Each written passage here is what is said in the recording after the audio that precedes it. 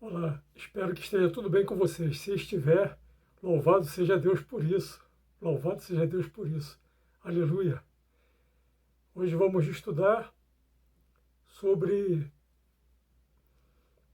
Eucaristia 2.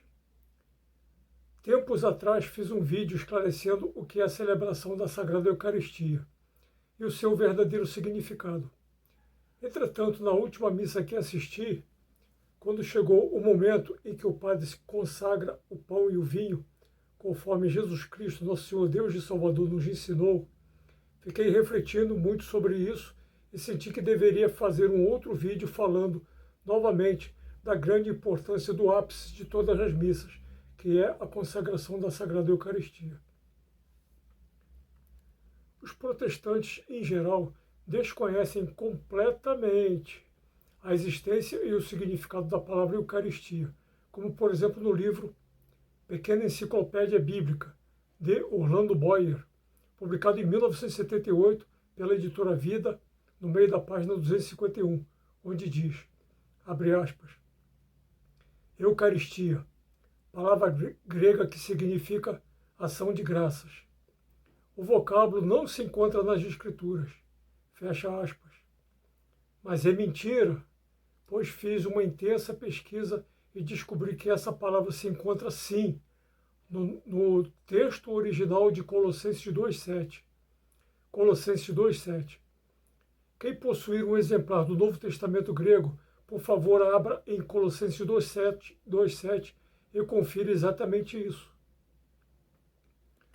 Voltando um pouquinho no tempo, sempre tive uma certa relutância em conhecer a teologia de Karl Barth, pois me alertaram que ele foi acusado de ser universalista, ou seja, defensor da teologia que acredita na salvação de toda a raça humana, sem exceção. Mas como descobri que ele é um dos maiores teólogos do século XX, então resolvi estudar a sua principal obra, a Carta aos Romanos, publicado em 2003 pela editora Novo Século. Então vamos lá. Esse livro é um magnífico compêndio de 854 páginas, comentando os 16 capítulos da Carta aos Romanos, a maior e talvez a melhor epístola escrita pelo apóstolo Paulo. O tradutor e comentarista desse livro, o pastor Lindolf K. Anderes, nos alerta ao longo da obra que a sua leitura é dificílima de entender, pois ele não escreve para leigos, mas a sua obra é dirigida aos teólogos em geral. Por isso é que a sua obra é de difícil compreensão. No prefácio dessa obra, no final da página 7, nos revela que, abre aspas, Karl Barth, que viveu entre 1886 e 1968, foi por isso mesmo o mais importante teólogo do século XX e possivelmente a mais importante figura da história da teologia desde João Calvino, fecha aspas. E como todos sabem, Martinho Lutero deu início à Reforma Protestante, mas foi João Calvino o maior teólogo reformista do século XVI. Karl Barth é acusado de ser universalista, pois na nota da página 9 diz que ele, abre aspas, abrange o aspecto escatológico, trazendo Barth para a companhia de muitos liberais e de defensores da apocatástase, sugerida por Orígenes, que viveu entre os anos 185 e 254. Fecha aspas. Já fiz vários vídeos explicando do que se trata o universalismo, a Carta aos Romanos, quem foi Orígenes de Alexandria, os bastidores do Concílio de 553, o livre-arbítrio humano versus a graça de Deus, etc., etc., e as incontáveis manipulações e adulterações que as interpretações bíblicas sofreram ao longo dos séculos, até chegar no que conhecemos hoje por cristianismo.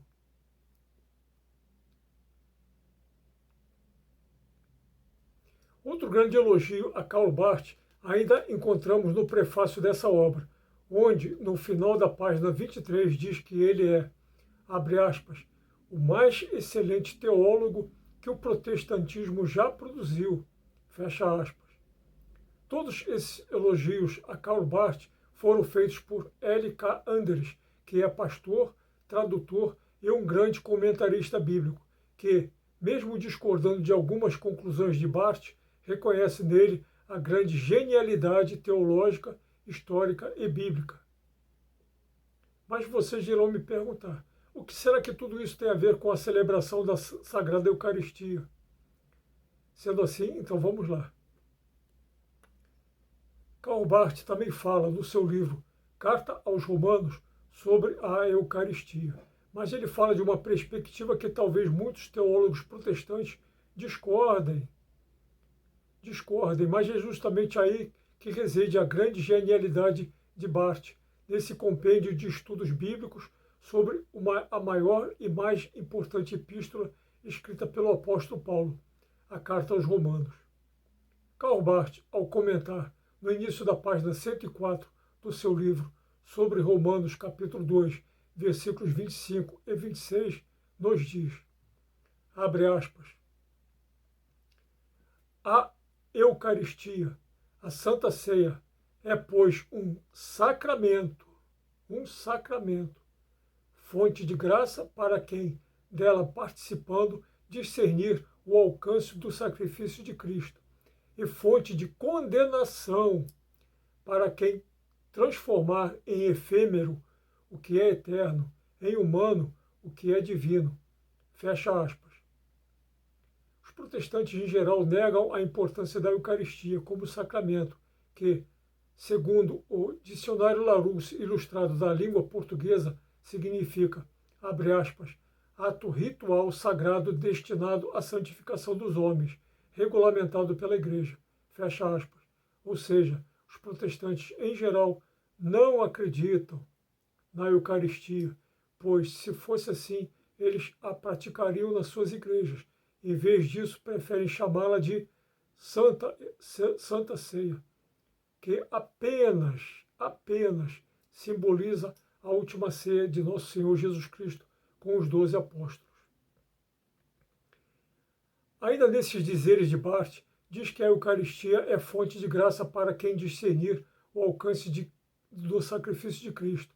E sendo assim, como é possível discernir esse alcance do sacrifício apenas simbolizando a última ceia, em vez de mergulhar profundamente no seu significado? Ele também diz que é fonte de condenação para quem transformar em efêmero o que é eterno, pois efêmero significa, abre aspas, que só dura um dia, de pouca duração, passageiro, fecha aspas, segundo o mesmíssimo dicionário. Explicado isso, vamos prosseguir no que Barth nos revela sobre a Eucaristia. Abre aspas, se Zwinglio e os seus companheiros liberais ouviam, no sacramento, apenas a lembrança material, embora fidelíssima, do sacrifício da cruz, então parece evidente, à luz da exposição do autor e do ensino bíblico, 1 Coríntios 11, de 23 a 29, que eles, a esse respeito, retêm ou retiveram a verdade com a sua justiça, e estavam sob a ira de Deus. Sob a ira de Deus, fecha aspas. Se estudarmos a história dos primeiros reformistas, Martinho Lutero, John Knox, João Calvino, Thomas Munzer, etc., veremos que eles, apesar de terem se divorciado da Igreja Católica, passando a defender outras doutrinas, veremos que eles também acreditavam na verdadeira transubstanciação do pão e vinho eucarístico, no real corpo e sangue de nosso Senhor Jesus Cristo. Mas conforme nos denuncia Karl Barth, o teólogo suíço Ulrich Zwinglio, no início do século XVI, ou seja, já no início da Reforma Protestante, tentando formar um abismo intransponível entre a Igreja Católica e a Reforma Protestante, duvidou da real presença do corpo e sangue de nosso Senhor Jesus Cristo, no pão e vinho da Eucaristia, quando Barth diz, abre aspas, ouviam, no sacramento, apenas a lembrança material, apenas a lembrança material, fecha aspas, apenas um simbolismo, uma mera representação do que Jesus Cristo nos disse na sua última ceia. Abre aspas, tomai e comei, isto é o meu corpo. Depois tomou um cálice e, dando graças, deu-lhes, dizendo, bebei dele todos, pois isto é o meu sangue, o sangue da aliança, que é derramado por muitos para a remissão dos pecados. Fecha aspas. Como está em Mateus 26, de 26 a 28, Marcos 14, de 22 a 24, João 13, de 21 a 30, e em Lucas 22, de 14 a 20, onde no final do versículo 19 diz, abre aspas, fazei isto em minha memória, abre aspas, fazei isto em minha memória, fecha aspas.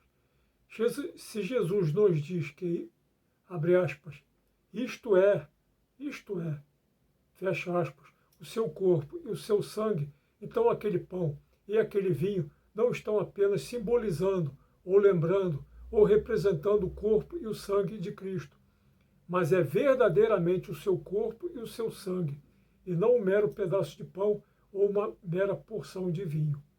Note que, quando Jesus nos diz, abre aspas, dando graças, fecha aspas, em todos esses textos, quando conferimos no Novo Testamento grego, trazem a palavra, abre aspas, eucaristesas, fecha aspas, que significa, abre aspas, tendo dado graças, fecha aspas, em Mateus, Marcos, Lucas e João, que é o mesmo que, abre aspas, Eucaristia, fecha aspas, que significa, abre aspas, bom agradecimento, fecha aspas, de Colossenses 2,7. Quem tiver o Novo Testamento grego, confira esses detalhes, por favor. Esse transformar do sacramento em, abre aspas, apenas a lembrança material, fecha aspas, revelada por Karl Barth, ele nos dá como exemplo 1 Coríntios 11, de 23 a 29, onde o apóstolo Paulo termina dizendo, abre aspas, eis porque todo aquele que comer do pão ou beber do cálice do Senhor indignamente será réu do corpo e do sangue do Senhor, fecha aspas, que muita gente interpreta errado, como se quem está em pecado não deve comungar. Mas não é justamente isso o que Jesus nos diz, que quem mais precisa de remédio é quem está doente, e não o contrário. Pois Jesus nos diz em Mateus 9,12, abre aspas, não são os que têm saúde que precisam de médico, mas sim os doentes, fecha aspas. E aos que não concordam com isso, pergunto, será que existe remédio melhor do que a própria Eucaristia? Na música composta pelo Papa João Paulo II sobre a Eucaristia, diz, abre aspas, não comungo porque mereço, isto eu sei, ó meu Senhor, comungo, pois preciso de ti, fecha aspas. Mais claro do que isso, é impossível. Ou seja, as dores e os sofrimentos do doente não permitem que ele reflita sobre a importância e o significado do remédio. Ele simplesmente toma o remédio e fica curado. Simples assim.